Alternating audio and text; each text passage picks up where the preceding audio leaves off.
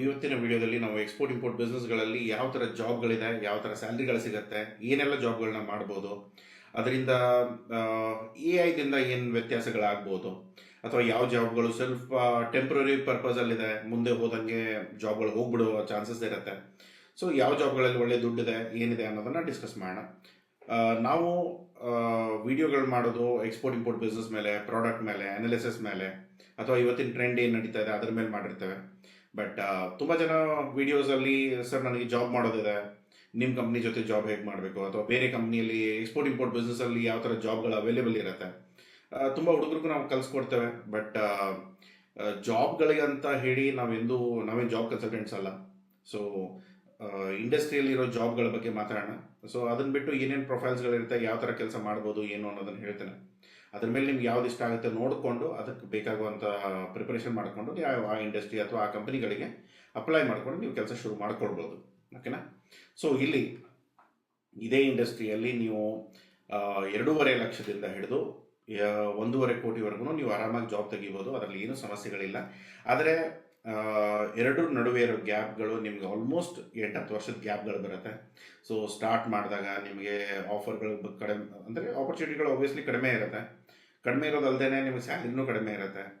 ನೀವು ಕಲ್ತ್ಕೊಂಡಂಗೆ ನೀವು ಎಷ್ಟು ದೊಡ್ಡ ಪ್ರಾಬ್ಲಮ್ ಸಾಲ್ವ್ ಮಾಡ್ತಿರೋ, ಯಾವಾಗಲೂ ಜಾಬ್ಗಳದ್ದಾಗಲಿ ಬೇರೆ ಪ್ರೊಫೈಲ್ಗಳದ್ದು ಏನಾಗಿ ಹೇಳಬೇಕಂತಂದರೆ, ನೀವು ಎಷ್ಟು ದೊಡ್ಡ ಪ್ರಾಬ್ಲಮ್ನ ಸಾಲ್ವ್ ಮಾಡೋಕ್ಕೆ ರೆಡಿ ಇದ್ದೀರೋ ಅಷ್ಟು ದೊಡ್ಡ ಪ್ರಾಬ್ಲಮ್ಗಳನ್ನ ಅಥವಾ ಅಷ್ಟು ದುಡ್ಡನ್ನ ನೀವು ಕಳಿಸ್ಕೊಳ್ಬೋದು. ಸೊ ಅದನ್ನು ನೀವು ಅರ್ಥ ಮಾಡಿಕೊಂಡ್ರೆ ಇವತ್ತಿನ ಟೈಮಲ್ಲಿ ನೀವು ಮಾಡೋ ಕೆಲಸ ಒಂದು ಎ ಐ ಆಗಿರ್ಬೋದು ಅಥವಾ ಬೇರೆ ಯಾವುದೋ ಟೆಕ್ನಾಲಜಿ ಬರೋದ್ರಿಂದ ರಿಪ್ಲೇಸ್ ಆಗುತ್ತೆ ಅನ್ನೋದಾದರೆ ತುಂಬ ದಿನ ನೀವು ಆ ಇಂಡಸ್ಟ್ರಿಯಲ್ಲಿ ಇರೋಕ್ಕಾಗಲ್ಲ. ಅಥವಾ ಇವತ್ತಿನ ಟೈಮಲ್ಲಿ ಜಾಬ್ಗಳು ಹೋಗ್ತಾ ಇರೋದು ಅದೇ ರೀಸನಿಂದ. ಸೊ ಒಬ್ಬ basic commerce background, arts background ಇಟ್ಕೊಂಡು, ತುಂಬ ದೊಡ್ಡ ಕಾಲೇಜು ಅಲ್ಲ, ತುಂಬ ಒಳ್ಳೆ ಡಿಗ್ರಿ ಅಲ್ಲ, ನನ್ನ ಕೋಡಿಂಗ್ ಬರಲ್ಲ, ತುಂಬ ದೊಡ್ಡ ಇನ್ವೆಸ್ಟ್ಮೆಂಟ್ ಇಲ್ಲ, ಹಾಗಿದ್ರೂ ಕೂಡ ನೀವು ಆರಾಮಾಗಿ ಒಂದು 20-30 ಲಕ್ಷ ದುಡ್ಡನ್ನ ಪ್ರತಿ ವರ್ಷಕ್ಕೆ ಇಲ್ಲಿ ಬಿಸ್ನೆಸ್ಸಿಂದ ತೆಗಿಬೋದು. ನಿಮಗೆ ಸ್ವಂತದ್ದು ಮಾಡಿಕೊಡ್ರೆ ತುಂಬ ಒಳ್ಳೆಯದು. ಸ್ವಂತದ್ದು ಮಾಡ್ಕೊಳ್ಳೋ ಕೆಪಾಸಿಟಿ ಇಲ್ಲ, ಸೊ ನನಗೆ ಪ್ರತಿಯೊಂದು ವಿಷಯಗಳು ಗೊತ್ತಿಲ್ಲ, ಹಾಗೆ ಅನ್ನೋದಾದರೆ ನೀವು ಯಾವುದೋ ಕಂಪ್ನಿಗಳಿಗೆ ಎಕ್ಸ್ಪೋರ್ಟ್ ಇಂಪೋರ್ಟ್ ಆಗಿರ್ಬೋದು ಅಥವಾ ಲಾಜಿಸ್ಟಿಕ್ ಆಗಿರ್ಬೋದು, ಬೇರೆ ಯಾವುದೇ ಕಂಪ್ನಿಗಳಲ್ಲಾದರೂ ನೀವು ಜಾಬ್ಗಳಿಗೆ ಅಪ್ಲೈ ಮಾಡ್ಕೊಂಡು ನಿಮ್ಮ ಕೆಲಸ ನೀವು ಶುರು ಮಾಡ್ಕೊಳ್ಬೋದು. ಇವತ್ತಿನ ಟೈಮಲ್ಲಿ ಸರಿ ಎಕ್ಸ್ಪೋರ್ಟ್ ಬಿಸ್ನೆಸ್ ಹೇಗೆ ಮುಂದೆ ಗ್ರೋತ್ ಇದೆಯಾ ಇಲ್ವಾ ನೋಡಿ. ಯಾವುದೇ ದೇಶಗಳದ್ದು ಫಸ್ಟ್ ಇಂಟೆನ್ಷನ್ ಏನಿರುತ್ತೆ ಅಂದರೆ ಅವರ ಪ್ರಾಡಕ್ಟ್ಗಳನ್ನ ಎಷ್ಟು ಎಕ್ಸ್ಪೋರ್ಟ್ ಮಾಡೋಕ್ಕಾಗುತ್ತೆ ಅದ್ರ ಮೇಲೆ ಫೋಕಸ್ ಇರುತ್ತೆ. ಸೊ ಇಂಡಿಯಾದ ಬಂದು ಇವತ್ತಿನ ಕರೆಂಟ್ ಟೈಮಲ್ಲಿ ಬಿಲಿಯನ್ಸ್ ಡಾಲರಲ್ಲಿ ಎಕ್ಸ್ಪೋರ್ಟ್ ಆಗ್ತಾ ಇದೆ. ಟಾರ್ಗೆಟ್ ಬಂದು 2 ಟ್ರಿಲಿಯನ್ಸ್ 4 ಟ್ರಿಲಿಯನ್ಸ್ ಟಾರ್ಗೆಟ್ ಅವ್ರು ಇಟ್ಕೊಳ್ತಾ ಇದ್ದಾರೆ. ಸೊ ಇದೆಲ್ಲ ಇದ್ದಾಗ ಎಕನಾಮಿಕ್ ಗ್ರೋತ್ ಇರ್ಬೋದು, ಲಾಜಿಸ್ಟಿಕ್ ಗ್ರೋತ್ ಇರ್ಬೋದು, ಪ್ರತಿಯೊಂದು ಇದೇನೋ ಲಾಜಿಸ್ಟಿಕ್ ಇಂಡಸ್ಟ್ರಿ ಏನಿದೆಯಲ್ಲ ಅದು ಸಪ್ರೇಟ್ ವರ್ಟಿಕಲ್ ಇದೆ. ಎಕ್ಸ್ಪೋರ್ಟಿಗೆ ಆ್ಯಸ್ ಎ ಬೈ ಪ್ರಾಡಕ್ಟ್ ಬರುತ್ತೆ. ಇದಕ್ಕಿಂತ ಹೆಚ್ಚಿಗೆ ಗ್ರೋತ್ ನಮ್ಮ ಎಕ್ಸ್ಪೋರ್ಟ್ ಇಂಡಸ್ಟ್ರಿಯಲ್ಲಿದೆ. ಸೊ ಇವಾಗ ಲಾಜಿಸ್ಟಿಕ್ಗಳೇನೋ ಟ್ರಕ್ಗಳು ಖಾಲಿ ಹೋಗಲ್ಲ. ಯಾವುದೇ ಟ್ರಕ್ಗಳು ಒಂದು ಕಡೆಯಿಂದ ಇನ್ನೊಂದು ಕಡೆ ಹೋಗ್ತಾ ಇದೆ ಅಂದರೆ ಮೆಟೀರಿಯಲ್ ತೊಗೊಂಡೇ ಹೋಗುತ್ತೆ, ಇಲ್ಲಾಂದರೆ ನೆಟ್ ಲಾಸ್ ಆಗುತ್ತೆ. ಸೊ ಈ ಥರ ಇದ್ದಾಗ ನೀವು ಒಂದು ಯೋಚನೆ ಮಾಡೋದೇನಂತಂದರೆ, ಓಕೆ ಲಾಜಿಸ್ಟಿಕ್ ಇಂಡಸ್ಟ್ರಿನೇ 9% ಬೆಳೀತಾ ಇದ್ದಾಗ ಎಕ್ಸ್ಪೋರ್ಟ್ ಇಂಪೋರ್ಟ್ ಇಂಡಸ್ಟ್ರಿ ಎಷ್ಟು ಬೆಳೀಬೋದು? ಅಥವಾ ಎಕ್ಸ್ಪೋರ್ಟ್ ಇಂಡಸ್ಟ್ರಿ ಅಂತಂದಾಗ ಒಂದು ಪ್ರಾಡಕ್ಟ್ ಒಂದು ಕ್ಯಾಟಗರಿ ಅಂತ ಇರಲ್ಲ, ಮಲ್ಟಿ ಕ್ಯಾಟಗರಿ ಇರುತ್ತೆ, ಮಲ್ಟಿ ವರ್ಟಿಕಲ್ಸ್ ಇರುತ್ತೆ. ಕೆಲವೊಂದು ಪ್ರಾಡಕ್ಟ್ಗಳು ತುಂಬ ಬೇಗ ಎಕ್ಸ್ಪೋರ್ಟ್ ಆಗುತ್ತೆ, ಕೆಲವೊಂದು ಸ್ವಲ್ಪ ಕಡಿಮೆ ಸ್ಪೀಡಲ್ಲಿ ಎಕ್ಸ್ಪೋರ್ಟ್ ಆಗುತ್ತೆ. But end of the day export import business ಒಂದು ಸರಿ ಕಲ್ತ್ಕೊಂಡು ಒಂದು ಸರಿ ನೀವು ಕೆಲಸ ಮಾಡೋಕ್ಕೆ ಸ್ಟಾರ್ಟ್ ಮಾಡಿದ್ರೆ ಪ್ರೊಸೆಸ್ ಎಲ್ಲ ಪ್ರಾಡಕ್ಟ್ಗಳಿಗೂ ಹೆಚ್ಚು ಕಡಿಮೆ ಸೇಮ್ ಇರುತ್ತೆ. ಸೊ ಅದರಲ್ಲಿ ಏನೂ ವ್ಯತ್ಯಾಸಗಳಿರಲ್ಲ. ಸೊ ಇದರಲ್ಲಿ ಎಂಟ್ರಿ ಜಾಬ್ಗಳು ನಿಮಗೆ ಆಲ್ಮೋಸ್ಟ್ ಏನಿಲ್ಲ ಅಂದ್ರೆ ಒಂದು 3 ವರ್ಷ ನೀವು ಕಲಿಯೋದಾಗತ್ತೆ. ಕಲ್ತ್ಕೊಂಡು 2.5ರಿಂದ 9 ಲಕ್ಷ ಹತ್ರ ನೀವು ಗಳಿಸ್ಕೊಳ್ತೀರ. ಅದು ಬಿಟ್ಟರೆ ಅದೇ ನೀವು ಸ್ವಂತಕ್ಕೆ ಮಾಡ್ಕೋಬೇಕು, ಅಥವಾ ನನಗೆ ಇವಾಗ ನಂದೇ ಸ್ವಂತ ಮಾಡ್ಕೊಳ್ಳೋದಾದರೆ ನೀವು 25 ಲಕ್ಷದವರೆಗೂ ಆರಾಮಾಗಿ ತೆಗಿಬೋದು. ಅದೇ ನೀವೇ ನಡ್ಸ್ಕೊಂಡು ಹೋಗ್ತೀರಾ, ನೀವೇ ಬೆಳೆಸ್ಕೊಂಡು ಹೋಗ್ತೀರಾ, ಆವಾಗ ನಿಮ್ಗೇನು ಲಿಮಿಟ್ ಇರಲ್ಲ, ನೀವು ಹೇಗೆ ಬೇಕಾದರೂ ನೀವು ಮಾಡ್ಕೊಳ್ಬೋದು. ಅದೇ ನೀವು ಕನ್ಸಲ್ಟೆಂಟು ಅಥವಾ ದೊಡ್ಡ ದೊಡ್ಡ ಪ್ರಾಬ್ಲಮ್ಗಳನ್ನ ಸಾಲ್ವ್ ಮಾಡ್ತಾ ಇದ್ದೀರಾ, ಮಲ್ಟಿಪಲ್ ಕಂಪ್ನೀಸ್ಗಳಿಗೆ ಕೆಲಸ ಮಾಡ್ತೀರಾ, ಆ್ಯಸ್ ಎ ಸರ್ವಿಸ್ ಅಂತ ಕೆಲಸ ಮಾಡ್ತೀರಾ, JB ಎಕ್ಸ್ಪರ್ಟ್ಸ್ ಮಾಡ್ತಾ ಇರೋ ರೀತಿಯಲ್ಲಿ, ಆ ಥರ ಏನಾದರೆ ನಿಮಗೆ ಹಿಡಿದೋರೆ ಯಾರು ಇರಲ್ಲ. ನಿಮ್ಗೆ ಏನು ಬರುತ್ತೆ, ನಿಮ್ಗೆ ಯಾವ ಥರ ಮಾಡ್ಬೋದು, ಹೇಗೆ ಮಾಡ್ಬೋದು, ಆ ಆಫೀಸ್ ಸರ್ವಿಸ್ಗಳನ್ನ ನೀವು ಮಾರ್ಕೆಟಿಗೆ ಬಿಟ್ಟರೆ ಆ ಸರ್ವಿಸ್ಗಳನ್ನ ತೊಗೊಂಡು ಜನ ನಿಮ್ಮ ಜೊತೆ ಕೆಲಸ ಮಾಡ್ತಾರೆ. ಸೊ ಇದನ್ನೆಲ್ಲ ನೀವು ನೋಡಿಕೊಂಡು ಮಾಡ್ಕೊಂಡೋದ್ರೆ ಸರಿಯಾಗುತ್ತೆ. ಸೊ ಸ್ಟಾರ್ಟಿಂಗಲ್ಲಿ ಇರೋ ಜಾಬ್ಗಳು, ಸರ್ ಇವಾಗ ನನಗೆ ಏನೂ ಬರಲ್ಲ, ನನಗೆ ಯಾವ ಥರ ಜಾಬ್ಗಳು ಸಿಗ್ಬೋದು? ಈಗ ಸ್ಟಾರ್ಟಿಂಗ್ ಆದರೆ ನಿಮಗೆ ಪೇಪರ್ ವರ್ಕು, ಡೇಟಾ ಜಾಬ್ಗಳು, ಟೆಲಿಕಾಲಿಂಗ್ ಜಾಬ್ಗಳು, ಸೇಲ್ಸಲ್ಲಿ ಯಾರೋ ಆಫರ್ ಮಾಡ್ಬೋದು. ಬಟ್ ಆದರೆ ಅದು ನಿಮಗೆ ಕರೆಕ್ಟಾಗಿ ಕಲ್ತ್ಕೊಂಡು ನಿಮಗಾದ್ರೂ ಬರಬೇಕು, ಅಥವಾ ನಿಮ್ಗೆ ಯಾರು ಜಾಬ್ ಕೊಡ್ತಾ ಇದ್ದಾರೆ ಅವರಾದ್ರೂ ನಿಮ್ಗೆ ಹೇಳ್ಕೊಡ್ಬೇಕು. ಇವಾಗ ಹೇಳ್ಕೊಡೋರಿಗೆ ಗೊತ್ತಿಲ್ಲ, ನಿಮಗೂ ಬರಲ್ಲ. ಸೊ ಹಾಗಿದ್ದಾಗ ಸಮಸ್ಯೆಗಳಾಗತ್ತೆ. ಸೊ ಡಾಕ್ಯುಮೆಂಟೇಷನ್ ಎಕ್ಸಿಕ್ಯೂಟಿವ್ಸ್ ಅಂತಂದರೆ ಪೇಪರ್ ವರ್ಕ್ಸ್ ಏನೇನು ನಾರ್ಮಲಿ ಫಾರ್ಮ್ಗಳು ಫಿಲ್ಅಪ್ ಮಾಡೋದಿರ್ಬೋದು, ಅಥವಾ ಡೇಟಾಗಳನ್ನ ಎಂಟ್ರಿ ಮಾಡೋದಿರ್ಬೋದು, ಸಬ್ಮಿಷನ್ ಮಾಡೋದಿರ್ಬೋದು, ಅಥವಾ ಏನಾದರೂ ಸಮಸ್ಯೆ ಬಂದರೆ ಆ ಪೇಪರ್ಗಳನ್ನ ರೀಕರೆಕ್ಟ್ ಮಾಡಿಕೊಂಡು ಕಲೆಕ್ಟ್ ಮಾಡಿಕೊಂಡು ಬರೀ ಕೊರಿಯರ್ ಎಲ್ಲ ಬಿಲ್ಸ್ಗಳನ್ನೆಲ್ಲ ವೆರಿಫೈ ಮಾಡಿಕೊಂಡು ಕೊರಿಯರ್ ಮಾಡಿ ನೀವು ಕಸ್ಟಮರ್ಸಿಗೆ ಕಳಿಸೋದಿರ್ಬೋದು. ಸೊ ಈ ಥರ ಜಾಬ್ಗಳಿಗೆ ನೀವು 2.5 ಲಕ್ಷದಿಂದ 6 ಲಕ್ಷದಿಂದ 16 ಲಕ್ಷದವರೆಗೂ ಎಕ್ಸ್ಪೆಕ್ಟ್ ಮಾಡ್ಬೋದು. ಆದರೆ ಇದೆಲ್ಲ ಏನಾಗುತ್ತೆ ಅಂತಂದರೆ ಇದೆಲ್ಲ ಇವತ್ತಿನ ಟೈಮಲ್ಲಿ ಎ ಐ ಏಜೆಂಟ್ಸ್ಗಳನ್ನ ಬಿಲ್ಡ್ ಮಾಡಿಬಿಟ್ರೆ ನಿಮಗೇನು ಅಂಥ ದೊಡ್ಡ ಕೆಲಸಗಳೇನು ಅವಶ್ಯಕತೆಗಳು ಬೀಳಲ್ಲ. ಯಾಕಂದರೆ ನಮ್ಮ ಫಾರ್ಮ್ಸ್ಗಳೆಲ್ಲ ನಮಗೇನು ಬೇಕು, ಒಂದು ಸಿಸ್ಟಮ್ ಫಾರ್ಮ್ ಫಿಲ್ ಮಾಡುತ್ತೆ, ಇನ್ನೊಂದು ಸಿಸ್ಟಮ್ ಏನು ಫಿಲ್ ಮಾಡಿದೆ ಅದು ಕರೆಕ್ಟ್ ಇದೆಯೋ ಇಲ್ವೋ ನೋಡ್ಕೊಳ್ಳುತ್ತೆ. ಆಮೇಲೆ ಲಾಸ್ಟಿಗೆ ನಾವು ಹೋಗ್ಬಿಟ್ಟು ಸಬ್ಮಿಟ್ ಮಾಡಿಬಿಟ್ರೆ ನಮ್ಮ ಕೆಲಸ ಮುಗಿದೋಗುತ್ತೆ. ಸೊ ಇಷ್ಟಕ್ಕೆ ನಾನು 2.5-3 ಲಕ್ಷ ಕೊಟ್ಕೊಂಡು ಯಾರನ್ನಾದ್ರೂ ಇಟ್ಕೊಂಡು ಅವ್ರಿಗೆ ಕಲಿಸ್ಕೊಟ್ಟು ಅವ್ರ ಕಡೆಯಿಂದ ಇದನ್ನು ಮಾಡಿಸ್ಕೊಂಡು ಆಮೇಲೆ ಏನಾದರೂ ಎರರ್ ಬಂದರೆ ಮತ್ತೆ ತಿರ್ಗಾ ಸಬ್ಮಿಟ್ ಮಾಡೋದು, ಇದೆಲ್ಲ ಅವಶ್ಯಕತೆಗಳು ನನ್ನ ಪ್ರಕಾರ ಇವತ್ತಿನ ಟೈಮಲ್ಲಿ ಇಲ್ಲ. ಸೊ ಇವತ್ತಿನ ಟೈಮಲ್ಲಿ ನೀವೇನಾದರೂ ಎ ಐ ನಿಮಗೆ ಬರುತ್ತೆ, ಅಥವಾ ಈಗ ನಮ್ಮ ಥರ ಕಂಪ್ನಿಗಳು ಸೊ ಎಲ್ಲದರ ಸ್ಟೆಪ್ಪಲ್ಲೂ ಎ ಐಗಳು ಇಂಟಿಗ್ರೇಟೆಡ್ ಆಗಿವೆ. ಸೊ ಹೀಗಿದ್ದಾಗ ಏನಾಗ್ಬಿಡುತ್ತೆ, ನೀವೇನಾದರೂ ಎ ಐ ಯೂಸ್ ಮಾಡಿಕೊಂಡು ಏಜೆಂಟ್ ಬಿಲ್ಡ್ ಮಾಡಿಸ್ಕೊಂಡ್ಬಿಟ್ರೆ ನಿಮ್ಗೆ ಏನು ಪರ್ಪಸ್ ಇದೆ, ಪ್ರತಿ ಸರಿ ಈವನ್ ಶೆಡ್ಯೂಲ್ ಮಾಡಿಟ್ಟರು ಕೂಡ ನಿಮ್ಮ ಕೆಲಸಗಳು ಮುಗಿದೋಗುತ್ತೆ. ಸೊ ಈ ಥರದ ರೀತಿಯಲ್ಲಿದ್ದಾಗ ನೀವು ಹೋಗ್ಬಿಟ್ಟು ಬರೀ ಪೇಪರಲ್ಲಿ ಫಾರ್ಮ್ ಫಿಲ್ ಮಾಡ್ತೇನೆ, ನಾನು ಬರೀ ಡೇಟಾ ಎಂಟ್ರಿ ಜಾಬ್ ಮಾಡ್ತೇನೆ ಅಂದರೆ ಇವತ್ತಿನ ಟೈಮಲ್ಲಿ ಇಟ್ಸ್ ನಾಟ್ ರಿಯಲಿ ನೆಸೆಸರಿ. ಆ ಥರ ಜಾಬ್ಗಳು ಒಂದು ಏನು ಮರ್ಯಾದೆ ಇಲ್ಲ, ಎರಡನೇದು ತುಂಬ ಏನು ರಿಪ್ಲೇಸಬಲ್ ಆಗಲ್ಲ.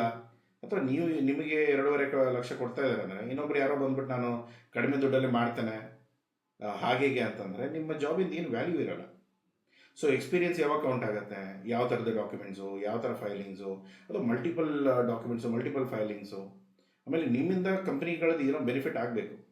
ಕಂಪ್ನಿಗಳದ್ದು ಏನೋ ಬೆನಿಫಿಟ್ ಆಗ್ತಾ ಇಲ್ಲ ಅಂತಂದರೆ ಜಸ್ಟ್ ಆ್ಯಡ್ಮಿನೋ HR ಥರ ಒಂದು ಲಯಬಿಲಿಟಿ ಡಿಪಾರ್ಟ್ಮೆಂಟ್ ಆಗುತ್ತೆ.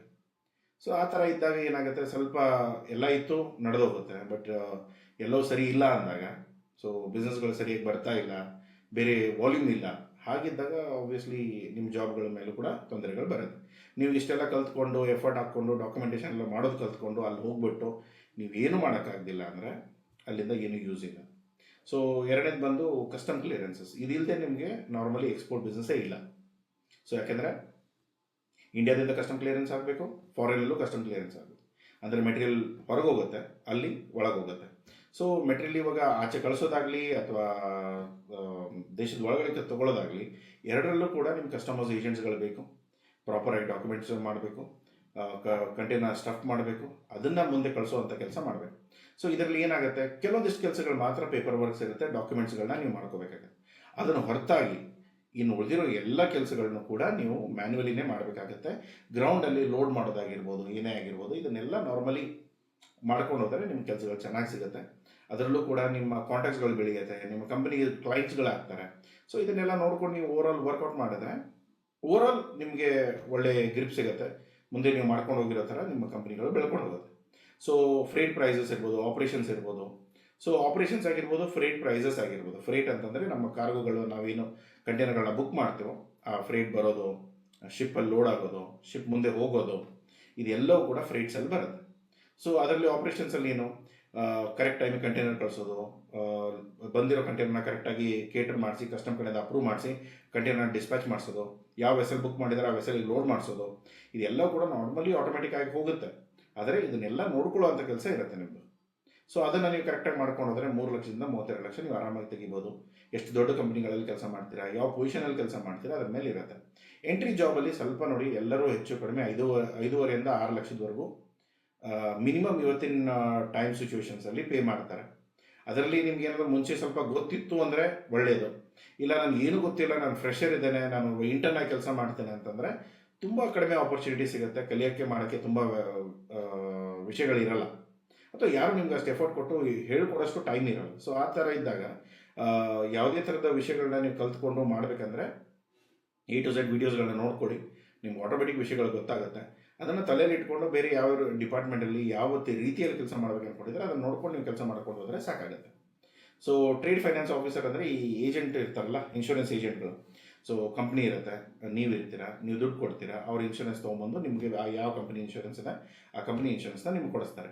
ಇಲ್ಲಿ ಏನಾಗುತ್ತೆ ಅಂತಂದರೆ ನಿಮಗೆ ಎಕ್ಸ್ಪೋರ್ಟ್ ಇಂಪೋರ್ಟ್ ಬಿಸ್ನೆಸ್ಗೆ ಪ್ರೀ ಅಥವಾ ಪೋಸ್ಟ್ ಶಿಪ್ಮೆಂಟಿಗೆ ದುಡ್ಡು ಬೇಕು. ಆರ್ಡರ್ ಬಂದಿದೆ, ಮೆಟೀರಿಯಲ್ ಪ್ರೊಕ್ಯೂರ್ ಮಾಡಬೇಕು, ರಾ ಮೆಟೀರಿಯಲ್ ಬೇಕು, ಪ್ರೊಸೆಸ್ ಮಾಡಬೇಕು, ಇದಕ್ಕೆಲ್ಲದಕ್ಕೂ ದುಡ್ಡು ಬೇಕು. ಸೊ ಆ ದುಡ್ಡು ಎಲ್ಲಿಂದ ಬರುತ್ತೆ? ಸೊ ನನ್ನ ಹತ್ರ ಇಲ್ಲ, ಬ್ಯಾಂಕಿಗೆ ಹೋದರೆ ಹೆಚ್ಚಿಗೆ ಕಾಸ್ಟ್ ಆಗುತ್ತೆ. ಸೊ ಅದಕ್ಕೆ ನೀವೇನು ಮಾಡ್ಬೋದು ಅಂದರೆ ಎಲ್ ಸಿ ಡಿಸ್ಕೌಂಟಿಂಗ್ ಆಗಿರ್ಬೋದು, ಹ್ಯಾಂಡ್ಲಿಂಗ್ ಆಗಿರ್ಬೋದು, ಅಥವಾ ಪ್ರೀ ಅಥವಾ ಪೋಸ್ಟ್ ಫಂಡಿಂಗ್ ಸಿಗ್ಬೋದು. ಸೊ ಇವೆಲ್ಲ ಆಪ್ಷನ್ಸ್ಗಳು ನಿಮ್ಮ ಟ್ರೇಡ್ ಫೈನಾನ್ಸ್ ಆಫೀಸರ್ ನೋಡ್ಕೊಳ್ತಾರೆ. ಸೊ ಇದರಲ್ಲಿ ಏನಾಗುತ್ತೆ ಸರ್, ನಮ್ಮ ಕಮಿಷನ್ ಅಷ್ಟೇ ಇರುತ್ತಾ? ನಿಜವಾಗ್ಲೂ ಬರೀ ಕಮಿಷನ್ ಅಷ್ಟೇ ಇರುತ್ತೆ. ಯಾಕೆಂದರೆ ಮೇಜರ್ ಆಗಿ ಎಲ್ಲ ಡಾಕ್ಯುಮೆಂಟ್ಗಳನ್ನ ಪ್ರೊಸೆಸ್ ಮಾಡೋದು, ಎಕ್ಸಿಕ್ಯೂಟ್ ಮಾಡೋದು ಕಂಪ್ನಿಗಳು ಮಾತ್ರನೇ. ಸೊ ತುಂಬ ಥರ ಡ್ರಿಪ್ಪು ಅದು ಇದು ತುಂಬ ಥರದ ಕಂಪ್ನಿಗಳಿವೆ. ಆ ಕಂಪ್ನಿಗಳ ಜೊತೆಗೆ ಕೆಲಸ ಆಗುತ್ತೆ. ಸೊ ಅದರಲ್ಲೂ ಕೂಡ ನಿಮ್ಗೆ ಏನು ಕಾಸ್ಟ್ ಇದೆ, ನಿಮ್ಗೇನು ಅವ್ರು ಏನು ಫೀಸ್ ಚಾರ್ಜ್ ಮಾಡ್ತಾರೆ, ಕಮಿಷನ್ ಫೀಸು ಅಥವಾ ಏಜೆನ್ಸಿ ಫೀಸ್ ಅಂತ ಏನು ಚಾರ್ಜ್ ಮಾಡಿದ್ರೆ ಅದ್ರ ಒಳಗಡೆ ನಿಮಗೆ ಕಮಿಷನ್ ಪೇಮೆಂಟ್ ಮಾಡ್ತಾರೆ.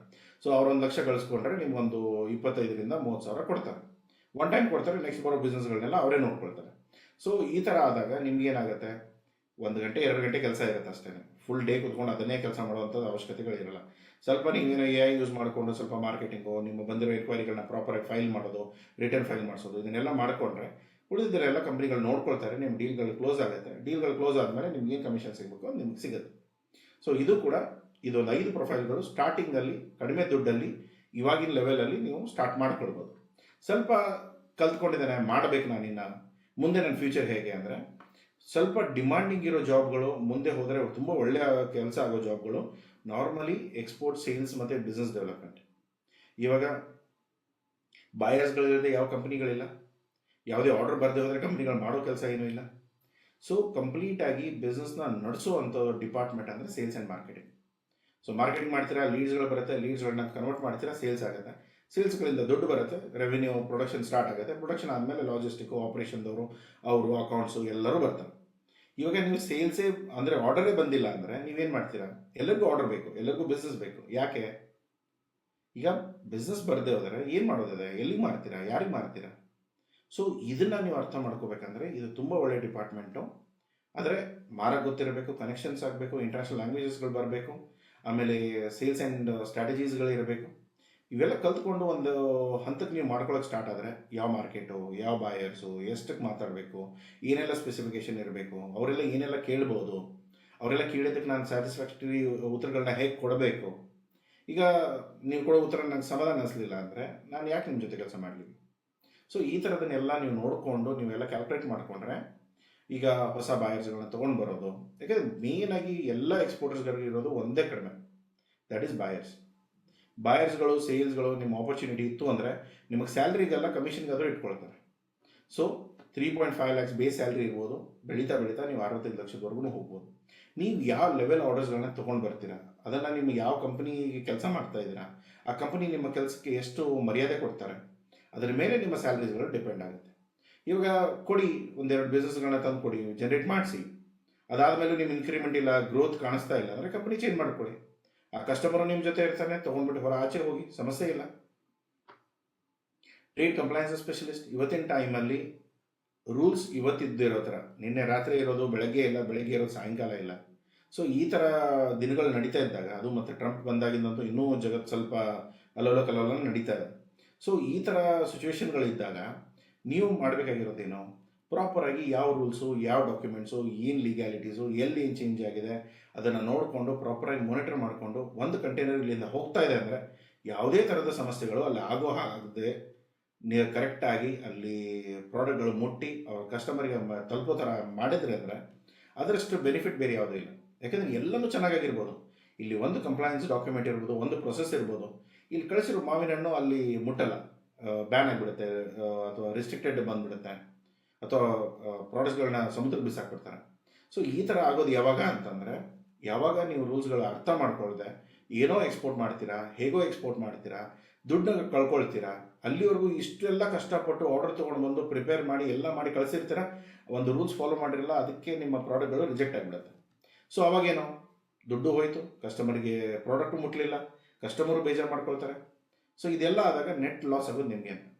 ಸೊ ಅದಕ್ಕೆ ಕಂಪ್ಲೈನ್ಸ್ ಸ್ಪೆಷಲಿಸ್ಟ್ಗಳು ಎಸ್ಪೆಷಲಿ ಡಾಕ್ಯುಮೆಂಟೇಷನ್ಸಲ್ಲಿ ನೀವು ಜವಾಬ್ದಾರಿ ತೊಗೊಂಡು ಆ ಸರ್ವಿಸ್ಗಳನ್ನ ಪ್ರೊವೈಡ್ ಮಾಡ್ತೀರಾ, ಅಥವಾ ಆ ಥರದ ಕಂಪ್ನಿಗಳಲ್ಲಿ ಜಾಬ್ಗೆ ಹೋಗ್ತೀರಾ ಅಂದರೆ, ಅಥವಾ ಎಲ್ಲ ಎಕ್ಸ್ಪೋರ್ಟ್ ಡಿಪಾರ್ಟ್ಮೆಂಟು ಅಥವಾ ಎಲ್ಲ ಎಕ್ಸ್ಪೋರ್ಟ್ ಇಂಡಸ್ಟ್ರಿಯಲ್ಲೂ ಕೂಡ ಕಂಪ್ಲೈನ್ಸ್ ಡಿಪಾರ್ಟ್ಮೆಂಟ್ ರಿಕ್ವೈರ್ಮೆಂಟ್ ಇದ್ದೇ ಇರುತ್ತೆ. ಅಲ್ಲಿ ನೋಡಿ, ನಿಮಗೆ ಏನಾದರೂ ವಿಷಯಗಳು ಗೊತ್ತಿತ್ತು, ಕಲ್ತ್ಕೊಂಡು ಬಂದಿದ್ದೀರಾ, ಸ್ವಲ್ಪ ಹೆಚ್ಚಿಗೆ ಸ್ಯಾಲರಿ ಸಿಗುತ್ತೆ. ತುಂಬ ಫ್ರೆಷರ್ ಇದ್ದೀರಾ, ಎಂಟ್ರಿ ಲೆವೆಲಲ್ಲಿ ಹೋಗ್ತಿದ್ದೀರಾ, ಇಂಟರ್ನ್ಶಿಪ್ ಮಾಡ್ಬೇಕು ಅಂದ್ಕೊಂಡಿದ್ದೀರಾ, ಯಾವುದಾದ್ರು ಎಕ್ಸ್ಪೋರ್ಟ್ ಹೌಸಲ್ಲಿ ಹೋಗ್ಬಿಟ್ಟು ಕಂಪ್ಲೈನ್ಸಸ್ನೆಲ್ಲ ಕಲ್ತ್ಕೊಳ್ಳಿ. ಮಾಡಿಕೊಂಡು ಕೆಲಸ ಮಾಡೋಕ್ಕೆ ಸ್ಟಾರ್ಟ್ ಮಾಡಿ. ಇನ್ನೊಂದು ನೆಕ್ಸ್ಟ್ ಒಂದು ಜಾಬ್ ಇದೆ, ಅದು ಬಂದು ನಿಮ್ಮ ಗ್ಲೋಬಲ್ ಸೋರ್ಸಿಂಗ್ ಮ್ಯಾನೇಜರ್ಸ್. ಸೊ ಇಲ್ಲೇನಂತಂದರೆ ಜಗತ್ತಲ್ಲಿ ನಾವು ಎಲ್ಲಿಂದಾದರೂ ಏನಾದರೂ ತರಿಸ್ಕೊಡೋಂಥ ಕೆಪಾಸಿಟಿ ಅಥವಾ ಆ ಥರದ ಕಂಪ್ನಿಗಳು ಅಲ್ಲಿ ಹೋಗ್ಬಿಟ್ಟು ನೀವು ಸೋರ್ಸಿಂಗಲ್ಲಿ ಕೆಲಸ ಮಾಡ್ತೀರಾ ಅಂದ್ರೆ ಕೂಡ ಅದು ಒಳ್ಳೆಯ ಆಪರ್ಚುನಿಟಿ ಇದೆ. ಯಾವ ಪ್ರಾಡಕ್ಟು ಎಲ್ಲಿ ಸಿಗುತ್ತೆ, ಎಷ್ಟಕ್ಕೆ ಸಿಗುತ್ತೆ, ತರಿಸ್ಕೊಳ್ಳೋಕೆ ಎಷ್ಟಾಗುತ್ತೆ, ತರಿಸ್ಕೊಳ್ಬಹುದಾ ಇಲ್ವಾ, ಇದನ್ನೆಲ್ಲ ನೋಡಿಕೊಂಡು ಕರೆಕ್ಟಾಗಿ ಇಂಪೋರ್ಟ್ ಮಾಡಿಸ್ಕೊಟ್ರಿ ಅಂದರೆ ಅದು ಕೂಡ ನಡೆದೋಗುತ್ತೆ. ಇವತ್ತಿನ ಟೈಮಲ್ಲಿ ನಾವು ಹೆಲ್ಪ್ ಮಾಡ್ತಾ ಇರೋ ಕಂಪ್ನಿಗಳು, ತುಂಬ ಕಂಪ್ನೀಸ್ಗಳು ಬೇರೆ ಬೇರೆ ಕಂಟ್ರಿಯಿಂದ ಪ್ರಾಡಕ್ಟ್ಸ್ಗಳನ್ನ ತರಿಸ್ಕೊಳ್ತಾರೆ, ಇಂಪೋರ್ಟ್ ಮಾಡಿಸ್ಕೊಳ್ತಾರೆ, ಡ್ಯೂಟಿಗಳನ್ನ ಪೇ ಮಾಡ್ಕೊಳ್ತಾರೆ, ನಮ್ಮ ಲೋಕಲಲ್ಲಿ ಬಿಸ್ನೆಸ್ಗಳನ್ನ ಸ್ಟಾರ್ಟ್ ಮಾಡ್ಕೊಳ್ತಾರೆ. ಸೊ ಇದೆಲ್ಲ ಕೂಡ ಆಪ್ಷನ್ಸ್ಗಳಿದೆ. ಸೊ ಇದನ್ನು ನೋಡ್ಕೊಳ್ಳಿ. ಸೊ ಅದು ಬಿಟ್ಟರೆ ನಿಮಗೆ ಸಪ್ಲೈ ಚೈನ್ ಅನಲಿಸ್ಟ್, ಪ್ರಾಡಕ್ಟ್ ಹೇಗೆ ಹೋಗಬೇಕು, ಯಾವ ರೂಟಲ್ಲಿ ಹೋಗಬೇಕು, ಯಾವ ಕಾಸ್ಟಲ್ಲಿ ಹೋಗಬೇಕು, ಯಾವ ಡಿಮಾಂಡ್ ಇದೆ, ಸೊ ಇದೆಲ್ಲವೂ ಕೂಡ ನಿಮಗೆ ಅನಾಲಿಸಿಸ್ ಇರುತ್ತೆ. ಸೊ ಇಲ್ಲಿ ಎಲ್ಲವೂ ಕೂಡ AI ರಿಸ್ಕ್ಗಳು ತುಂಬ ಕಡಿಮೆ. ಯಾಕೆಂದರೆ ಒಂದು ಕಾಮನ್ ಸೆನ್ಸ್, ಎರಡನೇದು ಬಂದು ಡೇಟಾಗಳು ಸಿಗ್ಬೋದು, ಇನ್ಫಾರ್ಮೇಷನ್ ಸಿಗ್ಬೋದು. ಆ ಇನ್ಫಾರ್ಮೇಷನ್ಗಳನ್ನ ತೊಗೊಂಡು ನೀವು ಮುಂದೆ ಏನು ಮಾಡ್ತೀರ ಅನ್ನೋದು ನಿಮ್ಗೆ ಗೊತ್ತಿರಬೇಕು. ಈಗ ನಾರ್ಮಲಿ ಎಕ್ಸ್ಪೋರ್ಟ್ ಸೇಲ್ಸಲ್ಲಿ ಹೇಳೋದಾದರೆ, ಸರ್ ನಮ್ಮ ಹತ್ರ ಡೇಟಾಸ್ಗಳಿದೆ. ಸರ್ ಡೇಟಾಗಳು ನಿಮ್ಮ ಮಾರ್ಕೆಟಲ್ಲೂ ಸಿಗುತ್ತೆ, ಬಾಯರ್ಸ್ಗಳ ಹೆಸರುಗಳು ಸಿಗುತ್ತೆ. ಸಿಕ್ಕ ಮೇಲೆ ಏನು ಮಾಡ್ತೀರಾ? ಕಾಲ್ ಮಾಡ್ತೀರಾ, ಉತ್ತರ ಕೊಡಲ್ಲ, ಅಥವಾ ಅವ್ರ ಭಾಷೆ ನಿಮಗೆ ಬರಲ್ಲ. ಇಮೇಲ್ ಮಾಡ್ತೀರಾ, ಸುಮ್ಮನಾಗ್ಬಿಡ್ತೀರಾ, ಅದಕ್ಕೂ ಉತ್ತರ ಬರಲ್ಲ.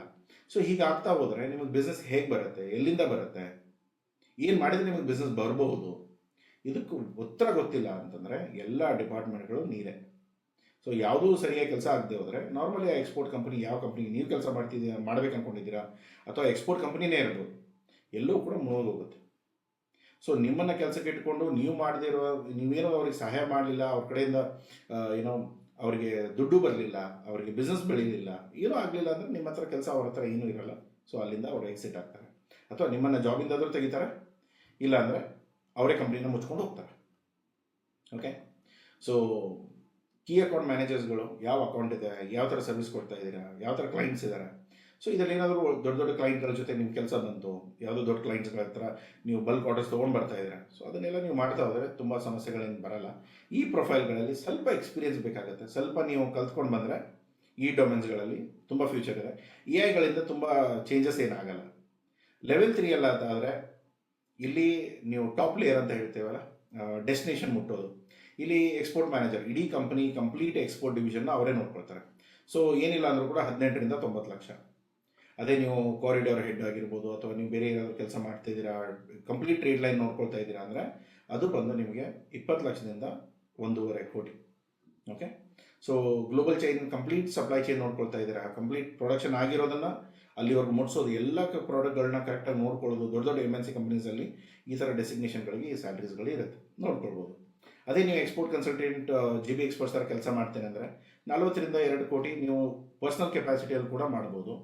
ಮರ್ಚೆಂಟ್ ಎಕ್ಸ್ಪೋರ್ಟರ್ ನಾರ್ಮಲಿ ಒಂದು ಸ್ವಂತ ಬಿಸ್ನೆಸ್ ಥರನೇ ಇರುತ್ತೆ, ಬಟ್ ಒಂದು ಫ್ಯಾಕ್ಟ್ರಿ ಜೊತೆ ಟೈಪ್ ಆಗ್ತೀರಾ, ಅವ್ರಿಗೆ ಬರೋ ಆರ್ಡರ್ಸ್ಗಳಲ್ಲಿ ನಿಮ್ಮ ಕಮಿಷನ್ಗಳು ಫಿಕ್ಸ್ ಇರುತ್ತೆ. ಸೊ ಅದನ್ನು ಕೂಡ ನೋಡಿಕೊಂಡು ನೀವು ಮಾಡ್ಬೋದು. ಯಾಕಂದರೆ ಇವಾಗ ಸದ್ಯಕ್ಕೆ ಸರ್ ಫ್ಯಾಕ್ಟ್ರಿ ಹಾಕೋಷ್ಟು ನನ್ನ ಹತ್ರ ದುಡ್ಡಿಲ್ಲ, ಆಮೇಲೆ ಇವಾಗ ಫ್ಯಾಕ್ಟ್ರಿ ಹಾಕೋ ಉದ್ದೇಶ ಬಂತು ಅಂತಂದರೆ ನಾನು ಸಾಲ ಮಾಡಬೇಕು, ಆ ಕ್ಯಾಪಿಟಲ್ ಇಲ್ಲ, ಬ್ಯಾಕಿಂಗ್ ಇಲ್ಲ, ಆಮೇಲೆ ಕೊಲಾಟ್ರಲ್ ಕೊಡೋಕ್ಕೆ ನನ್ನ ಹತ್ರ ಏನೂ ಇಲ್ಲ. ಸೊ ಆ ಥರ ಇತ್ತು ಅಂದರೆ ಒಳ್ಳೆ ಫ್ಯಾಕ್ಟ್ರಿಗಳನ್ನ ನೋಡಿ, ಅವ್ರಿಗೆ ನೀವು ಮರ್ಚೆಂಟ್ ಟ್ರೇಡರಾಗಿ ಕೆಲಸ ಮಾಡಿ, ಅವ್ರಿಗೆ ಏನೇನು ಆರ್ಡರ್ ಜನರೇಟ್ ಮಾಡಿಸ್ತಾರೆ, ಹೇಗೆಲ್ಲ ಜನರೇಟ್ ಮಾಡಿಸ್ತಾರೆ, ಅದ್ರ ಮೇಲೆ ನೀವು ಕಮಿಷನ್ ತೊಗೊಳ್ಳಿ, ಅದು ನಡೆದೋಗುತ್ತೆ. ಕ್ರಾಸ್ ಬಾರ್ಡರ್ ಕಾಮರ್ಸಲ್ಲಾದರೆ 4 to 60 lakhs ಬರುತ್ತೆ, ಅದನ್ನು ಕೂಡ ನೋಡ್ಬೋದು. ಅದೇ ನೀವು ಎಕ್ಸಾಮ್ ಟ್ರೈನರ್ ಆಗಿರ್ಬೋದು, ಅಥವಾ ಎಜುಕೇಟರ್ ಆಗಿರ್ಬೋದು. ಈಗ ಜನ ನಮ್ಮ ಹತ್ರ ಎಕ್ಸ್ಪೋರ್ಟ್ ಬಿಸ್ನೆಸ್ ಕಲ್ತ್ಕೊಂಡು ಜನಕ್ಕೆ ಕಲಿಸ್ಕೊಡ್ತಾರೆ, ಅವ್ರು ಕೂಡ ಒಳ್ಳೆಯದು ಚೆನ್ನಾಗೇ ಗಳಿಸ್ತಾ ಇದ್ದಾರೆ. ಸೊ ಯೂಟ್ಯೂಬ್ ಚಾನಲ್ ಆಗಿರ್ಬೋದು, ಯೂಟ್ಯೂಬಿಂದ ದುಡ್ಡು ಬಂದೇ ಬರುತ್ತೆ. ಇದಲ್ಲದೇನೂ ಕೂಡ ನೀವು ಕರೆಕ್ಟಾಗಿ ಎಕ್ಸ್ಪೋರ್ಟ್ ಬಿಸ್ನೆಸ್ ಟ್ರೈನಿಂಗು ಅಥವಾ ಕಲಿಸ್ಕೊಡೋದಾದರೆ ಅದು ಕೂಡ ಆಪರ್ಚುನಿಟಿಗಳು ನಿಮಗಿರುತ್ತೆ. ಆದರೆ ಕಲಿಸ್ಕೊಡೋ ಮುಂಚೆ ನಿಮಗೆ ಬರಬೇಕು, ಅದು ತುಂಬ ವಿಷಯ. ಓಕೆ. ಸೊ ಇನ್ನು ಹೊಸದಾಗಿ ಬರೋ ಥರ ಜಾಬ್ಗಳು ಯಾವುದಿದೆ, ಇವಾಗ ಯುರೋಪಲ್ಲಿ ಕಾರ್ಬನ್ ಫುಟ್ ಪ್ರಿಂಟ್ ಸ್ಟಾರ್ಟ್ ಆಗಿದೆ. ಅಲ್ಲಿ ನೀವು ಅದರ್ ಕಂಪ್ಲೈನ್ಸ್ಗಳನ್ನೆಲ್ಲ ಪ್ರಾಪರ್ಲಿ ಫೈಲ್ ಮಾಡಬೇಕು. ESG ಟ್ರೇಡ್ ಸ್ಪೆಷಲಿಸ್ಟ್ ಅಂತ ಹೇಳ್ತೇವೆ. ಸೊ ಇದೆಲ್ಲ ಯಾವ ಥರ ಅಂತಂದರೆ, ಇನ್ನು ಬರ್ತಿರೋ ಲಾಸ್ ಅನುಕೂಲವಾಗಿ ಅಲ್ಲಿ ಏನು ಫೈಲ್ ಮಾಡಬೇಕು, ಅಲ್ಲಿ ಕಂಪ್ಲೈನ್ಸಸ್ ಏನು, ಅಲ್ಲಿ ಲೀಗ್ಯಾಲಿಟೀಸ್ ಏನು, ಯಾವುದೇ ಥರದ ರೂಲ್ಸ್ ಬಂತು ಅಂದರೂ ಕೂಡ, ಯಾವುದೇ ದೇಶಕ್ಕೆ ಬಂದರೂ ಕೂಡ, ಇವಾಗ ನೋಡಿ ಫ್ರೀ ಟ್ರೇಡ್ ಆಲ್ರೆಡಿ ಯುರೋಪಲ್ಲೇ ಆಗಿಬಿಟ್ಟಿದೆ. ಇವಾಗ ಇಂಡಿಯಾಗೆ ಮೇಯ್ನಾಗಿ ಯುರೋಪಿಗೆ ಕಳಿಸ್ಬೋದು. ಸೊ ಇದನ್ನೆಲ್ಲ ಮಾಡಬೇಕಂದಾಗ ನೀವು ಕರೆಕ್ಟಾಗಿ ಈ ರೂಲ್ಸ್ಗಳನ್ನ ಪ್ರಾಪರಾಗಿ ಫೈಲ್ ಮಾಡೋದು, ರಿಟರ್ನ್ಸ್ಗಳನ್ನ ನೋಡ್ಕೊಳ್ಳೋದು, ಕಂಪ್ಲೈನ್ಸನ್ನು ಮೀಟ್ ಮಾಡೋದು, ಇದನ್ನೆಲ್ಲ ಕರೆಕ್ಟಾಗಿ ಮಾಡಿಕೊಂಡ್ರೆ ನಿಮ್ಮ ಎಕ್ಸ್ಪೋರ್ಟ್ಗಳು ನಡೆದೋಗುತ್ತೆ. ಇಲ್ಲ ಮಾಡ್ತಾ ಇಲ್ಲ ಅಂದರೆ ಸಮಸ್ಯೆಗಳು ಬರೋ ಚಾನ್ಸಸ್ ತುಂಬ ಇದೆ. ಇವತ್ತಿನ ಟೈಮಲ್ಲಿ ಟ್ಯಾರಿಫ್ ಮತ್ತು ಡ್ಯೂಟಿ ಅಷ್ಟು ತಲೆನೋವು ಬೇರೆ ಯಾವುದಿಲ್ಲ. ಸೊ ಇದನ್ನು ನೀವು ಕರೆಕ್ಟಾಗಿ ನೋಡಿಕೊಂಡು ಎಲ್ಲಿ ಏನು ಎಷ್ಟು ಹೇಗೆ ಅದನ್ನು ಕಟ್ಟೋದು ಹೇಗೆ, ಅಥವಾ ಏನಾದರೂ ಬೈಪಾಸ್ ಮಾಡೋಕ್ಕೆ ರೂಟ್ ಇದೆಯಾ. ಸೊ ಅದನ್ನೆಲ್ಲ ನೀವು ನೋಡ್ಕೊಂಡು ಏನೋ ಪ್ಲ್ಯಾನ್ ಮಾಡಿದ್ರೆ ಅದು ಕೂಡ ಒಳ್ಳೆಯ ಆಪರ್ಚುನಿಟಿ ಇದೆ, ಅದನ್ನು ಕೂಡ ನೀವು ಹೆಲ್ಪ್ ಮಾಡ್ಬೋದು. ಅದನ್ನು ಬಿಟ್ಟರೆ ಇನ್ನು ಬರೋ ಇಂಡಸ್ಟ್ರಿಯಲ್ಲಿ ಸಾಫ್ಟ್ವೇರ್ಸ್ಗಳನ್ನ ಯೂಸ್ ಮಾಡಿಕೊಂಡು ಕಸ್ಟಮ್ಸ್ ಆಗಿರ್ಬೋದು ಅಥವಾ ನಿಮ್ಮ ಫ್ರೇಟ್ ವರ್ಕ್ಸ್ ಆಗಿರ್ಬೋದು, ಯಾವುದೇ ಥರದ ಆಟೋಮೇಷನ್ಗಳನ್ನ ನೀವು ಮಾಡೋದಾದರೆ ಸ್ವಲ್ಪ ಜನದ ಖರ್ಚು ಕಡಿಮೆ ಆಗುತ್ತೆ, ತುಂಬ ಟೈಮಲ್ಲಿ ಕೆಲಸ ಮಾಡ್ಬೋದು. ಆ ಥರದ್ದು ಏನಾದ್ರು ಬೆನಿಫಿಟ್ಗಳಿತ್ತು, ಆ ಥರದ ಸಾಫ್ಟ್ವೇರ್ಸ್ಗಳಾಯಿತು ಅಥವಾ ಆ ಥರದ ರೋಬೋಟ್ಸ್ ಆಯಿತು, ಏನಾದರೂ ನೀವು ಬಿಲ್ಡ್ ಮಾಡಿದ್ರೆ it will really work well. So ಈ ಸ್ಯಾಲ್ರಿ ರೇಂಜಲ್ಲಿ ಇದೊಂದು ಟೇಬಲ್ ಇದೆ, ನೋಡ್ಕೊಳ್ಳಿ. ಯಾಕೆಂದರೆ ಎಷ್ಟು ದೊಡ್ಡ ಸ್ಯಾಲ್ರಿ ಇರುತ್ತೆ ಅಷ್ಟು ದೊಡ್ಡ ತಲೆನೋವು ಇರುತ್ತೆ, ಅಷ್ಟು ನಿಮಗೆ ಎಕ್ಸ್ಪೀರಿಯನ್ಸು ಇರಬೇಕಾಗುತ್ತೆ. ಸ್ಟಾರ್ಟಿಂಗಲ್ಲ ಆದರೆ ನಾನು ಹೇಳೋದು ಸೇಲ್ಸ್ ಆ್ಯಂಡ್ ಮಾರ್ಕೆಟಿಂಗಲ್ಲಿ ಹೋಗಿ ಕಲ್ತ್ಕೊಂಡು ನೀವು ನಿಮ್ಮ ಕೆಲಸ ಮಾಡೋಕ್ಕೆ ಸ್ಟಾರ್ಟ್ ಮಾಡಿ, ಬಿಸ್ನೆಸ್ಗಳನ್ನ ತರುವಂಥ ಕೆಪಾಸಿಟಿ ಬೆಳೆಸ್ಕೊಳ್ಳಿ. ಅವಾಗ ನಿಮ್ಗೆ ಯಾವುದೇ ಎಕ್ಸ್ಪೋರ್ಟರ್ಸ್ ಆದರೂ ನಿಮ್ಗೆ ಕೆಲಸ ಕೊಡ್ತಾರೆ. ಯಾವುದೇ ಎಕ್ಸ್ಪೋರ್ಟರು ನಮಗೆ ಹೊಟ್ಟೆ ತುಂಬಿದೆ ಸರ್, ನಮಗೆ ಬಿಸ್ನೆಸ್ ಬೇಡ, ನೀವು ತಂದುಕೊಡೋ ಬಿಸ್ನೆಸ್ಗಳು ನಮ್ಗೆ ಬೇಡ ಅನ್ನೋ ಜನ ತುಂಬ ಕಡಿಮೆ. ಆ ಥರ ಇರೋ ಕಂಪ್ನಿಗಳು ಬೆಳೆಯಲ್ಲ, ಒಂದೇದು ಆ ಥರ ಯಾರೂ ಹೇಳೋದೂ ಇಲ್ಲ. So sales and marketing is one good channel, ಅದರಲ್ಲಿ ನೋಡ್ಕೊಳ್ಳಿ. ಆ ಪ್ರೆಷರ್ ಇದೆ ಸರ್, ಅದು ತುಂಬ ಡಿಮ್ಯಾಂಡಿಂಗ್ ಜಾಬು, 100% ಡಿಮ್ಯಾಂಡಿಂಗ್. ಫ್ರೀಯಾಗಿ ನಿಮಗೆ ಮನೆಗೆ ಬಂದು ದುಡ್ಡು ಕೊಡೋವಂಥ ಕೆಲಸ ಯಾವುದೂ ಇಲ್ಲ, ಓಕೆನಾ. ಸೊ ಡಾಕ್ಯುಮೆಂಟ್ ಎಕ್ಸಿಕ್ಯೂಟಿವ್ಸು ಎಲ್ಲ ಹೈ ರಿಸ್ಕ್ ಇದೆ. AI ಕಡೆಯಿಂದ ಇವಾಗಿನ ಟೈಮಲ್ಲಿ ನಮ್ಮ ಕಂಪ್ನಿಯಲ್ಲಿ ಯಾವುದೇ ಫಾರ್ಮ್ಗಳನ್ನ ನಾವು ಮ್ಯಾನ್ಯುವಲಿ ಫಿಲ್ ಮಾಡಲ್ಲ. ಸೊ ನಮ್ಮ ಥರ ಕಂಪ್ನಿಗಳು ಯಾವ್ದಾದ್ರು AI ಏಜೆಂಟ್ಸ್ಗಳನ್ನ ಕರೆಕ್ಟಾಗಿ ಬಿಲ್ಡ್ ಮಾಡ್ಕೊಂಡ್ಬಿಟ್ರೆ ನಿಮ್ಮ ಅವಶ್ಯಕತೆ ಅಲ್ಲಿರಲ್ಲ. ಸೊ ಅದಕ್ಕೆ ನೋಡ್ಕೊಳ್ಳಿ ನೀವು ಯಾವ ಜಾಬ್ ಪಿಕ್ ಮಾಡ್ತೀರಾ. ಯಾಕೆಂದರೆ ಇದರಲ್ಲೇ ನಾನು ಫ್ಯೂಚರ್ ಬೆಳೆಸ್ಕೊಂಡು ಹೋಗ್ಬೇಕಂದಾಗ ಅದ್ರ ಮುಂದೆ ಫ್ಯೂಚರ್ ಇರಬೇಕಲ್ಲ. ಇಲ್ಲಾಂದರೆ ಏನಾಗ್ಬಿಡುತ್ತೆ, ನೀವು ಇವಾಗ ಇಲ್ಲ ನಾನು ಈ ಕಂಪ್ನಿಯಲ್ಲಿ ಕೆಲಸ ಮಾಡ್ತೇನೆ, ಕಲಿತೇನೆ, ಮುಂದೆ ಹೋಗಿ ದೊಡ್ಡ ಜಾಬ್ ಸಿಗ್ಬೋದು ಅಥವಾ ಸ್ಯಾಲ್ರಿ ಇನ್ಕ್ರಿಮೆಂಟ್ ಆಗ್ಬೋದು, ಆ ಥರ ಇರೋ ಬದಲು ನಿಮ್ಮ ಜಾಬೇ ಹೋಗ್ಬಿಡುತ್ತೆ ಜಸ್ಟ್ ಬಿಕಾಸ್ ಆಫ್ AI. ಕರೆಕ್ಟಾಗಿ ಯೂಸ್ ಮಾಡ್ಕೊಂಡು ಬರದೇ ಹೋದರೆ ತುಂಬ ಕಷ್ಟ ಆಗಿಬಿಡುತ್ತೆ. ಸೊ ಅದಕ್ಕೆ ಜಾಬ್ ಪ್ರೊಫೈಲ್ ಪಿಕ್ ಮಾಡೋ ಮುಂಚೆ ಯಾವ ಕೆಲಸ ಮಾಡಬೇಕು, ಹೇಗೆ ಮಾಡಬೇಕು ಅದನ್ನು ಸೈಡ್ ಕಲ್ತ್ಕೊಂಡು ಕರೆಕ್ಟಾಗಿ ಮಾಡ್ಕೊಳ್ಳೋಕೆ ಸ್ಟಾರ್ಟ್ ಮಾಡಿ, ನಿಮ್ಗೆ ಒಳ್ಳೆಯದಾಗುತ್ತೆ. ಇಲ್ಲ ಅಂದರೆ ಅನಾವಶ್ಯಕವಾಗಿ ತಗಲಾಕೊಳ್ತೀರ. ಇವಾಗ ಸ್ಟಾರ್ಟ್ ಮಾಡಿರೋ ಜಾಬ್ಗಳು ನಾಳೆ ಇರಲ್ಲ, ಅಲ್ಲಿಗೆ ನಿಮ್ಮ ಕೆಲಸಗಳು ಹಾಳಾಗೋಗುತ್ತೆ. ಅದ್ರ ಬದಲು ಯಾವ್ದು ಲಾಂಗ್ ಲಾಸ್ಟಿಂಗ್ ಜಾಬ್ ಇದೆ, ಹ್ಯೂಮನ್ ಓರಿಯೆಂಟೆಡ್ ಇದೆ, ನಾವು ಮನಸ್ಸು ಇಲ್ಲ ಅಂತಂದರೆ ಆ ಕೆಲಸಗಳು ಆಗೋದು ಕಡಿಮೆ. ಇವಾಗ ನನ್ನ ವಿಡಿಯೋ ನೋಡ್ತಾ ಇದ್ದಾರೆ, ಅದೇ ವಿಡಿಯೋಸ್ ಯಾವುದೋ ಒಂದು ಹಾಕಿದೆ, ಅದು ನೋಡಿದ ತಕ್ಷಣ ಗೊತ್ತಾಗುತ್ತೆ ನಿಮಗೆ ಅದು ಕನೆಕ್ಟ್ ಆಗಲಿಲ್ಲ ಅಥವಾ ಹೇಳಿರೋ ರೀತಿಗೆ ಅರ್ಥ ಆಗಲಿಲ್ಲ ಅಂದರೆ ಆಟೋಮೆಟಿಕ್ ಡಿಸ್ಕನೆಕ್ಟ್ ಆಗ್ತೀರಾ, ಅದರಿಂದ ಏನೂ ಯೂಸ್ ಆಗಲ್ಲ ನಿಮಗೆ. ಸೊ ಇದೆಲ್ಲ ವೆರಿ ಇಂಪಾರ್ಟೆಂಟ್ ಇರುತ್ತೆ. ಪ್ರೊಫೈಲ್ ಪಿಕ್ ಮಾಡೋ ಮುಂಚೆ, ನಿಮ್ಮ ಡೊಮೇನ್ ಪಿಕ್ ಮಾಡೋ ಮುಂಚೆ ದಯಮಾಡಿ ಇದನ್ನು ಅರ್ಥ ಮಾಡ್ಕೊಂಡು ನಿಮ್ಮ ಡೊಮೇನ್ಗಳನ್ನ ಪಿಕ್ ಮಾಡ್ಕೊಳ್ಳಿ. ಬರೀ ನಿಮ್ಮ ಮಿಡ್ ಲೆವೆಲ್ ಮತ್ತು ಸೀನಿಯರ್ ಲೆವೆಲ್ ಸ್ಯಾಲ್ರೀಸ್ಗಳನ್ನ ನೋಡ್ಕೋಬೇಡಿ. ಇವಾಗ ಸ್ಟಾರ್ಟ್ ಮಾಡ್ತಾ ಇದ್ದೀರಾ ಅಂದರೆ ಸ್ಟಾರ್ಟಿಂಗಲ್ಲಿ ಏನಿದೆ ಅದನ್ನು ನೋಡ್ಕೊಳ್ಳಿ, ಅದ್ರ ಮುಂದೆ ಇರೋ ಪ್ರೊಫೈಲ್ಸ್ಗಳನ್ನ ನೋಡ್ಕೊಳ್ಳಿ, ಅದ್ರ ಮುಂದೆ ಇರೋ AI ರಿಸ್ಕ್ಗಳನ್ನ ನೋಡ್ಕೊಳ್ಳಿ. ಅದಾದಮೇಲೆ ನಿಮ್ಮ ಜಜ್ಮೆಂಟ್ಗಳನ್ನ ತೊಗೊಂಡು ನಿಮ್ಮ ಪ್ರೊಫೈಲ್ಗಳನ್ನ ಸೆಲೆಕ್ಟ್ ಮಾಡ್ಕೊಳ್ಳಿ. ಅದೇ ನೀವು ಸರ್ ಇದು ಇಂಡಿಯನ್ ಪ್ರೊಫೈಲ್ಸ್ ಇದೆ, ನಾವು ಆಚೆ ಹೋಗಿ ಕೆಲಸ ಮಾಡಿದ್ರೆ ಅಥವಾ ಆಚೆ ಇರೋ ಕಂಪ್ನಿಗೆ ನಾವು ಕೆಲಸ ಮಾಡಿದರೆ ಏನು ಸ್ಯಾಲ್ರಿ ಎಕ್ಸ್ಪೆಕ್ಟ್ ಮಾಡ್ಬೋದು. US ಆದರೆ 3-6 ಪಟ್ಟಿದೆ, ಸಿಂಗಾಪುರಲ್ಲಾದರೆ 2-4 ಟೈಮ್ಸ್ ಸಿಗುತ್ತೆ. ಅದೇ ನೀವು ನೆದರ್ಲ್ಯಾಂಡ್ ಆಗಿರ್ಬೋದು, ಜರ್ಮನಿ, ಯುರೋಪಿಯನ್ ಮಾರ್ಕೆಟ್ಸ್ಗೆ ಆಗಿದ್ರೆ ಆಲ್ಮೋಸ್ಟ್ 2.5-4 ಟೈಮ್ಸ್ ಸಿಗುತ್ತೆ. ಅಂದರೆ ಏನು ಸ್ಯಾಲ್ರೀಸ್ ನಾನು ಇಲ್ಲಿ ಹೇಳ್ತಾ ಇದ್ದೇನೆ ಅದನ್ನು ನೀವು ಮಲ್ಟಿಪಲ್ಸ್ ಮಾಡ್ಬೋದು. ಸೊ ಒಳ್ಳೆ ಸ್ಯಾಲ್ರೀಸ್ಗಳು ಸಿಗುತ್ತೆ. ವಿಯೆಟ್ನಾಂ, ಮೆಕ್ಸಿಕೋ, ಥೈಲ್ಯಾಂಡ್, ಇವಾಗ ಚೈನಾ ಇರೋದ್ರಿಂದ ತುಂಬ ನಿಮ್ಗೆ ಎಕ್ಸಾಮ್ಷನ್ ಸಿಗುತ್ತೆ. ಪ್ಲಸ್ ನೀವು ಮಾಡೋ ಕೆಲಸಗಳು, ಅಲ್ಲೇ ನೀವು ರೀಲೊಕೇಟ್ ಆಗಿದ್ದೀರಾ, ಅಲ್ಲಿ ಗಳಿಸ್ಕೊಳ್ಳೋ ದುಡ್ಡುಗಳೆಲ್ಲ ನಿಮ್ಮದೇ ಆಗಿರುತ್ತೆ. ಸೊ ಅಲ್ಲಿ ಎವ್ರಿ ರೀಜನ್ದು ಒಂದೊಂದು ಬೆನಿಫಿಟೇ ಇರುತ್ತೆ, ಅದನ್ನು ನೋಡ್ಕೊಂಡು ನೀವು ಪ್ರಾಪರ್ಲಿ ಮಾಡಬೇಕು.